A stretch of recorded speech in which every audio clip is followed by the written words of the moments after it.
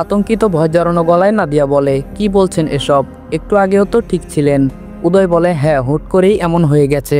নাদিয়া বলে, আমি মাকে ডেকে নিয়ে আসছি। বলেই ডোরের দিকে ঘুরে দাঁড়ায়। উদয় দ্রুত নাদিয়ার হাত টেনে ধরে। নাদিয়া উদয়ের দিকে তাকায়। মমকে ডাকতে হবে না। আমার এমন অবস্থা দেখলে আমার কিছু হওয়ার আগে মম এর অ্যাটাক চলে আসবে। নাদিয়া বলে, তাহলে কাকে ডাকবো? উদয় বলে, কাউকে ডাকতে হবে না, তুমি হাত পা ম্যাসাজ করে দাও একটু। নাদিয়ার চোখের পানি টলমল করছে, যেন এক্ষুনি গড়িয়ে পড়বে। কথা বলতেও কণ্ঠস্বর কাঁপছে। ম্যাসাজ করলে ঠিক হবে? উদয় বলে, হতে পারে, তুমি দ্রুত করো, অসহ্য রকমের যন্ত্রণা হচ্ছে। নাদিয়া দ্রুত বেড থেকে উঠে বসে। উদয়ের ট্রাউজার উরুর উপরে তুলে দেয়। পায়ের প্রত্যেকটা রগ নীল হয়ে ভেসে উঠেছে। ডান পা আগে ম্যাসাজ করতে শুরু করে। একা একা কোন হাত পা ম্যাসাজ করবে বুঝতে পারছে না। চার হাত পায়ের একই অবস্থা, কোনটা রেখে কোনটা করবে। আরও দু একজন হলে ভালো হতো। নাদিয়া বলে, ছোট মাকে ডেকে নিয়ে আসি। উদয় বলে, না, ছোট মা আসলে মম পেছনে পেছনে চলে আসবে। এই বাড়ির কেউ তোমার মতো স্ট্রং না। তুমি এখনো নিজেকে ঠিক রেখেছো, কিন্তু ওনারা কেউ নিজেদের ঠিক রাখতে পারবে না। নাদিয়া একবার এই হাত আরেকবার ওই পা এভাবে মেসেজ করতে থাকে। অনেকটা সময় পর উদয় নাদিয়াকে থামিয়ে দেয়। মেয়েটা নিঃশব্দে কাঁদছে। চোখের পানি গাল বেয়ে এক ফোঁটা দু ফোঁটা করে টুপটাপ গড়িয়ে পড়ছে। সিক্ত চোখ মুখে উদয়ের মুখের দিকে তাকায় নাদিয়া।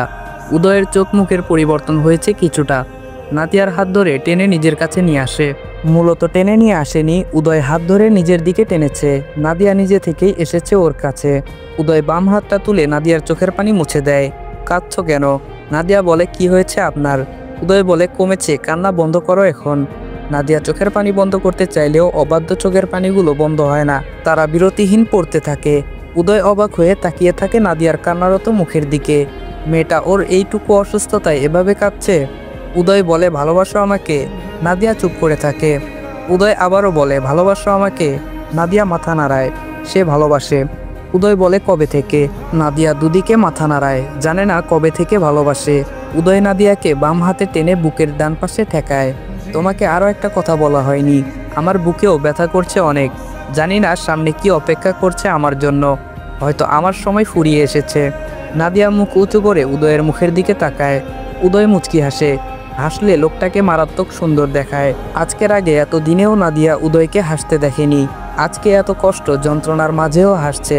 নাদিয়ার উঁচু করে রাখা কপালে প্রগাঢ় এক চুমু খায় উদয়। বাম হাত তুলে নাদিয়ার মাথায় হাত বুলিয়ে দেয়, তারপর মাথাটা বুকে চেপে ধরে। উদয় বলে, তোমার কপালটা বোধ হয় বরাবর সত্যি সত্যি খারাপ নাদিয়া, সাথে আমারও। আমি যদি ফিরে না আসি তাহলে তুমি এই বাড়িতে থেকো। এই বাড়ির সবাই খুব ভালো, তোমাকে আগলে রাখবে সবাই। ঘর থেকে বের হয়ে আবার জীবন শুরু করো। নাদিয়া উদয়ের বুক থেকে মুখ তুলে আবারও উদয়ের মুখের দিকে তাকায়। কোথায় যাবেন আপনি? উদয় বলে, এখন আপাতত হসপিটালে, সেখানে থেকে যদি না ফিরে আসি তাহলে। নাদিয়া বলে, তাহলে আমাকেও আপনার সাথে নিয়ে যাবেন। এই দুনিয়ায় আপনি ছাড়া আমার আপন কেউ নেই। আপনি না থাকলে আমি থেকে কি করব? অনেক কিছু হারিয়েছি আমি, আর হারাতে পারবো না। সেদিন তো আপনিই বললেন, আপনি না থাকলে আমি বেঁচে থেকে কি করব? আপনি ছাড়া কেউ নেই তো আমার। উদয় বলে, জানো নাদিয়া? নাদিয়া প্রশ্নবোধক দৃষ্টিতে তাকায়। উদয় বলে, আমি তোমার মায়ায় পড়তে চাইনি, তোমাকে ভালোবাসতে চাইনি। তারপরেও তোমার মায়ায় অদ্ভুতভাবে পড়েছি, তোমাকে অদ্ভুতভাবে ভালোবেসে ফেলেছি। আমি কল্পনাও করিনি এত তাড়াতাড়ি তোমার মায়ায় আটকে যাব, তোমাকে ভালোবাসবো। কবে তোমার মায়ায় আটকেছি, তোমাকে ভালোবেসেছি জানি না আমি, তবে ভালোবাসি এতটুকু জানি। একটু চুপ করে বড় করে শ্বাস টেনে নেয়। উদয় বলে, আজকে না বললে হয়তো আর কখনো বলা হতো না ভালোবাসি তোমাকে। খুব বাজেভাবে ফেঁসে গিয়েছি তোমার মায়ায়। শুধু তোমার মায়া অদ্ভুত না, তুমিও ভীষণ অদ্ভুত নাদিয়া। উদয় চুপ হয়ে যায়। ওর অসুস্থতা ক্রমশ বাড়ছে। বুকের ব্যথা সহ্য ক্ষমতা ছাড়িয়ে যাচ্ছে। হঠাৎ কি যে হলো আজ? ভালোই তো ছিল। উদয় বলে, একটু শক্ত করে জড়িয়ে ধরবে আমায়? নাদিয়া হাঁটুতে ভর করে উঠে বসে। উদয়ের মাথা নিজের বুকে জড়িয়ে ধরে ফুপিয়ে ওঠে। উদয় নিজেও বাম হাতে জড়িয়ে ধরে নাদিয়ার কোমর। উদয়ের পুরো শরীরের পেশি অস্বাভাবিকভাবে খিঁচতে আরম্ভ করে আবার। তবুও উদয় নাদিয়াকে ছাড়ে না। চৌধুরী বাড়ির গেট পেরিয়ে অ্যাম্বুলেন্স আর একটা প্রাইভেট কার প্রবেশ করে। কারের ভেতর থেকে হন্তদন্ত হয়ে বেরিয়ে আসে প্রহর।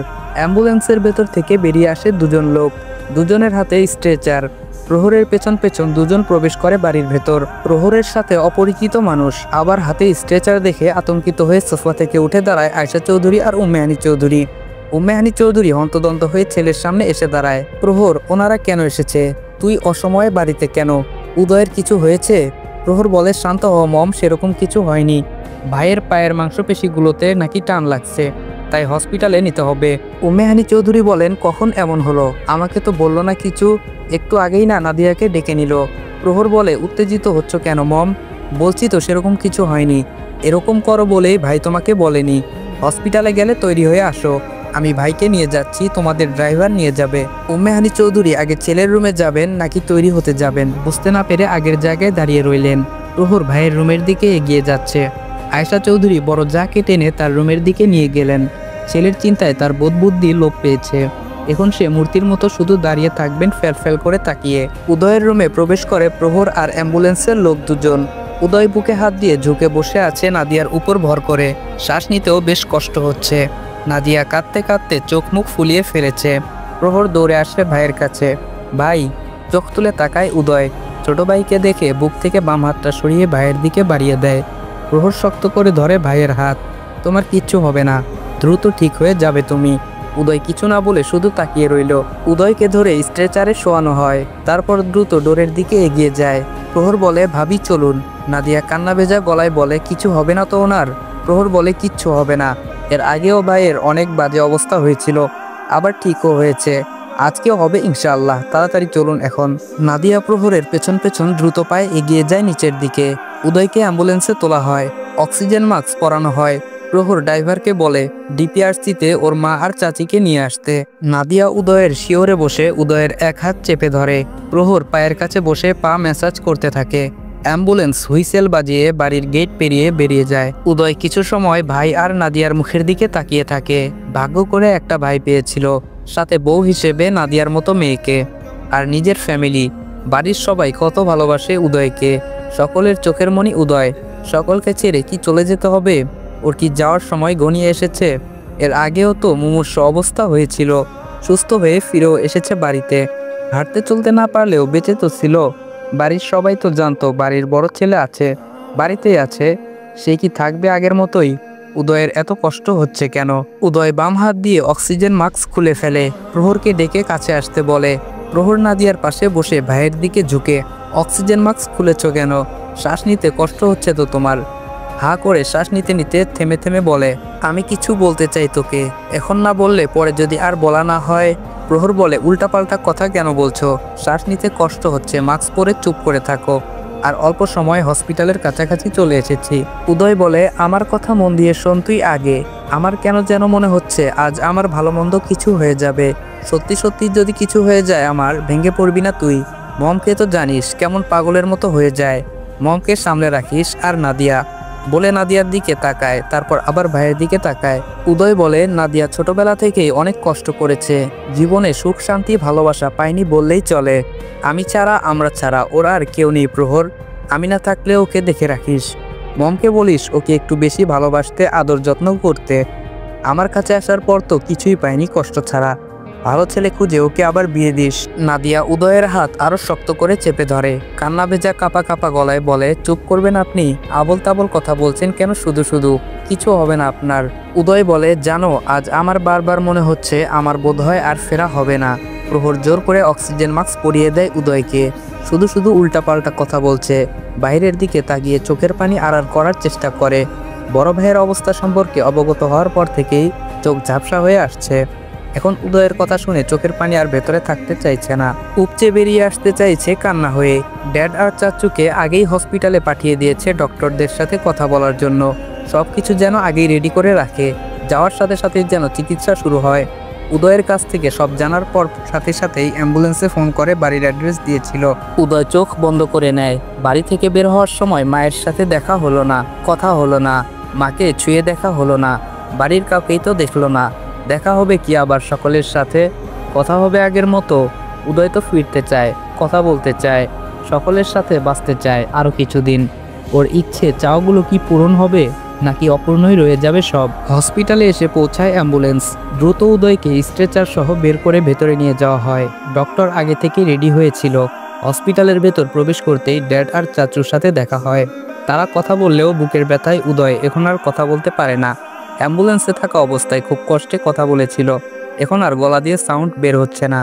ডক্টররা নিজেদের কাজ শুরু করেন, যা যা করা প্রয়োজন সব করেন। অল্প কিছুক্ষণ পর আয়েশা চৌধুরী আর উম্মে চৌধুরী হসপিটালে প্রবেশ করেন। ওনারা আর উদয়কে দেখতে পান না। প্রহর বাপ চাচার সাথে কথা বলছে। নাদিয়া পাশেই চেয়ারে বসে হেঁচকি তুলে কাঁদছে। একজন ডক্টর এগিয়ে আসে 6 জনের দিকে। 6 জনেই ডক্টরকে ঘিরে ধরে। উদয়ের কি অবস্থা ডক্টর? কি হয়েছে ওর? হঠাৎ করে এমন হওয়ার কারণ কি? ডক্টর বলে, শান্ত হন আগে, আপনারা নিজেদের শক্ত রাখুন। আপনারা তো জানেন মিস্টার চৌধুরীর শারীরিক মানসিক অবস্থা সম্পর্কে। উনি হয়তো কোনো কিছু নিয়ে টেনশনে ছিলেন। আপনাদের তো আগেই বলা হয়েছিল উনি যেন টেনশন না করে। ওনাকে সবসময় টেনশন ফ্রি থাকতে হবে। অতিরিক্ত টেনশনের ফলে ছোট একটা অ্যাটাক হয়েছে, আর এই অ্যাটাকের কারণে ওনার এই অবস্থা হয়েছে। সঠিক সময়ে হসপিটালে নিয়ে আসা হয়েছে। আমরা আমাদের সাধ্য অনুযায়ী চেষ্টা করব, বাকিটা উপরওয়ালার হাতে। দোয়া করুন আল্লাহ তাআলা যেন সব ঠিক করে দেন। উদয় সুস্থ হতে কতদিন লাগবে? ডক্টর বলেন, বলা যাচ্ছে না, হয়তো আগের থেকেও বাজে অবস্থা হবে। আগে থেকে নিজেদের মনকে বুঝ দিয়ে রাখুন। ডক্টর চলে যায়। উম্মে চৌধুরী কান্নায় ভেঙে পড়েন। তার প্রথম সন্তান, আদরের ছেলেটা এত কষ্ট পাচ্ছে কেন?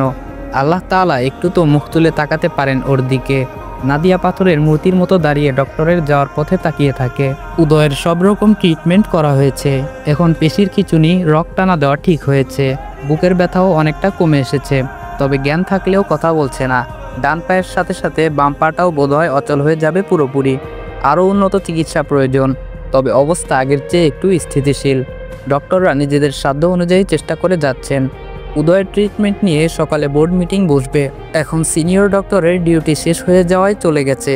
সকালে তারা আসলেই বোর্ড মিটিং বসবে। উম্মে চৌধুরীর প্রেশার বেড়ে গেছে, জ্ঞান হারিয়ে পড়ে গিয়েছিলেন। তার জ্ঞান ফেরানোর পর উদয়ের সাথে দেখা করিয়ে বাড়িতে নিয়ে যাওয়া হয়েছে। হসপিটালে থাকলে আরও বেশি অসুস্থ হয়ে পড়বেন। যেতে চাননি, জোর করেই নিয়ে যাওয়া হয়। প্রহর আর নাদিয়া হসপিটালে থেকে যায়। বাকি সবাই সকালে আবার আসবে। উষা ওর শ্বশুরবাড়ি থেকে সোজা হসপিটালে এসেছিল ভাইয়ের অবস্থা সম্পর্কে জানতে পেরে। পুরো চৌধুরী বাড়ির সবাই ভেঙে পড়েছে। উদয় সুস্থ হয়ে উঠছিল। সবাই কত খুশি হয়েছিল ওর ইমপ্রুভ দেখে। হঠাৎ কি থেকে কি হয়ে গেল? সুস্থ মানুষের অ্যাটাক এসে গেল। কি নিয়ে এত টেনশন করছিল ও? ডক্টররা কোনো গ্যারান্টি দিতে পারছে না উদয় সুস্থ হবে কি না। আগের মতো একটু আধটু নড়াচড়া করতে পারবে কিনা। সকালের বোর্ড মিটিংয়ের পরেই সিদ্ধান্ত নেওয়া হবে উদয়ের পরবর্তী ট্রিটমেন্ট নিয়ে। এখন আল্লাহ আল্লাহ করে রাতটুকু পার হলেই হয়। এখনকার মতো উদয়কে আইসিইউতে রাখা হয়েছে। ঘুমের ইঞ্জেকশন দিয়ে ঘুম পাড়িয়ে রাখা হয়েছে। এখনও ঠিকভাবে শ্বাস নিতে পারছে না, কথা বলছে না। স্ট্রোক হওয়ার পর বেশি লেট করা হয়নি তো, দ্রুতই ট্রিটমেন্ট দেওয়া হয়েছে। তবুও এমন অবস্থা হয়ে গেছে। ডক্টররা নিজেদের সাধ্য অনুযায়ী চেষ্টা করেছে। এখন বাকিটা আল্লাহর হাতেই। তিনি রহমত করলে উদয় আবার সুস্থ হবে। রাতের খাবার খাওয়া হয়নি প্রহর আর নাদিয়ার। নাদিয়া আইসিইউ এর বাহিরে চেয়ারে বসে আছে নেতিয়ে। ওর শরীরে এখন যেন বিন্দুমাত্র শক্তি অবশিষ্ট নেই। শরীর ছেড়ে দিয়ে বসে আছে, তাকিয়ে আছে আইসিইউ এর ডোরের দিকে। কি হবে উদয়ের? ফিরে আসবে আবার সকলের কাছে? ফিরতে হবেই ওকে। ওর ফেরার অপেক্ষায় চাতক পাখির মতো চেয়ে আছে পুরো চৌধুরী বাড়ি। সকলের জন্য কেউ না কেউ আছেই, কিন্তু নাদিয়ার তো উদয় ছাড়া কেউ নেই। সুস্থ না হোক, আগের মতো নড়াচড়া করতে না পারুক, তবুও ফিরে আসুক। নাদিয়ার পাশের চেয়ারে 2 হাতে মুখ ঢেকে বসে আছে প্রহর। ভাবছে ভাইকে নিয়ে কি করবে, কোথায় নিলে তাড়াতাড়ি সুস্থ হয়ে উঠবে। দেশের বাইরে নিয়ে যাবে কি? জার্মানির ডক্টরদের সাথে কথা হয়েছিল উদয়ের ট্রিটমেন্ট নিয়ে। 1 মাস পর জার্মানি যাওয়ার কথা ছিল, কিন্তু তার আগেই আবার বিপদ চলে এলো। নাদিয়ার পাসপোর্ট এখনও তৈরি হয়নি, গতকালকেই বানাতে দিয়েছে। পেপারসের ঝামেলায় পড়তে হয়নি। বিয়ের সময় বুদ্ধি করে নাদিয়ার প্রয়োজনীয় সকল পেপারস নিয়ে এসেছিল প্রহর নিজেই চেয়েছিল সাথী বেগমের কাছে। সাথী বেগম প্রশ্ন না করে প্রহর যা চেয়েছে সব দিয়ে দিয়েছে। প্রহরের খেয়াল হয় নাদিয়া খায়নি। মুখের সামনে থেকে হাত সরিয়ে নাদিয়ার দিকে তাকায়। শুকনো মলিন বিষণ্ণ মুখে তাকিয়ে আছে আইসিইউ এর ডোরের দিকে। মেয়েটাকে দেখলেই কেমন মায়া হয় প্রহরের। মেয়েটা এমনিতেই খুব একটা হাসে না, সবসময় মলিন হয়ে থাকে মুখ। আর আজকে যেন পৃথিবীর সকল দুঃখ, কষ্ট, বিষণ্ণতা নাদিয়াকে ঘিরে ধরেছে। প্রহর বসা থেকে উঠে দাঁড়ায়। ভাবি, আমি একটু আসছি, আপনি এখানেই বসে থাকুন। নাদিয়া ঘাড় কাত করে হ্যাঁ বলে। প্রহর চলে যায় সামনে থেকে। নাদিয়া কিছু সময় ডোরের দিকে তাকিয়ে থেকে বসা থেকে উঠে দাঁড়ায়। এগিয়ে যায় আইসিইউ এর ডোরের কাছে। কাচের উপর দিয়ে উকি দেয় ভেতরে। দূরের একটা বেডে শুয়ে আছে উদয়। মুখ বোঝা যাচ্ছে না এত দূর থেকে। অক্সিজেন মাস্ক পরানো রয়েছে, সেটা বোঝা যাচ্ছে। একজন নার্স একটা ছোট বাচ্চার হাতে স্যালাইন লাগাচ্ছে। কতজনের প্রিয় মানুষ এই আইসিইউ এর ভেতরে নিশ্চিন্তে ঘুমিয়ে আছে। বাইরে তাদের কাছের মানুষগুলো ছটফট করছে তাদের সুস্থ হয়ে ফিরে আসার। নাদিয়ার খেয়াল হয় আজকে সারাদিন উদয় ওকে বিরক্ত করেনি, একটা ধমকও দেয়নি, সারাদিন ধরে আগের মতো চুপচাপ ছিল। নাদিয়া খুশি হয়েছিল উদয় ওকে বিরক্ত ধমকাধমকি না করায়, কিন্তু এখন মনে হচ্ছে উদয় ওকে বিরক্ত করুক, অনেক বিরক্ত করুক, ওকে আগের মতো রামধমক দিক, জোর করে কাজ করাক। কিন্তু উদয় কিছুই করছে না, নিশ্চুপ হয়ে বেডে শুয়ে আছে। প্রহর ফিরে আসে, হাতে 1 প্যাকেট পাউরুটি, 2 বোতল মিনারেল ওয়াটার আর কলা। নাদিয়াকে চেয়ারে না দেখে আশেপাশে তাকিয়ে দেখে নাদিয়া আইসিইউ এর সামনে দাঁড়িয়ে আছে। প্রহর বলে, ভাবি। নাদিয়া ঘাড় ঘুরিয়ে প্রহরের দিকে তাকায়। প্রহর বলে, রাতে তো কিছু খাননি, একটু খেয়ে নিন। নাদিয়া প্রহরের হাতের দিকে তাকায়, তারপর আবার আইসিইউ এর ভেতরের দিকে তাকিয়ে বলে, আমার খিদে নেই ভাইয়া, আপনি খান। প্রহর বলে, সেই দুপুরে খেয়েছিলেন, এখন প্রায় রাত 1টা বেজে গেছে, অল্প করে খান। নাদিয়া বলে, খেতে ইচ্ছে করছে না ভাইয়া। প্রহর বলে, অল্প করে খান, না হলে ভাইয়া যদি জানতে পারে আমি আপনাকে না খাইয়ে রেখেছি তাহলে আমাকে মেরেই ফেলবে। প্লিজ ভাবি, অল্প করে খান, অন্তত ভাইয়ার জন্য। প্রহরের অনুরোধ ফেলতে পারে না নাদিয়া। প্রহরের সাথে গিয়ে পাশাপাশি দুটো চেয়ারে বসে দুজন। প্রহর পানির বোতলের ছিপি খুলে নাদিয়ার হাতে দেয়, আগে একটু পানি খাওয়ার জন্য। পানিরই বেশি প্রয়োজন ছিল নাদিয়ার, গলাটা শুকিয়ে কাঠ হয়ে গেছে। 1 চুমুকে 1 লিটার বোতলের 3 ভাগের 1 ভাগ পানি খেয়ে নেয়। প্রহর পাউরুটি আর কলা এগিয়ে দেয় নাদিয়ার হাতে। আপনিও খান ভাইয়া। প্রহর বলে, হুম।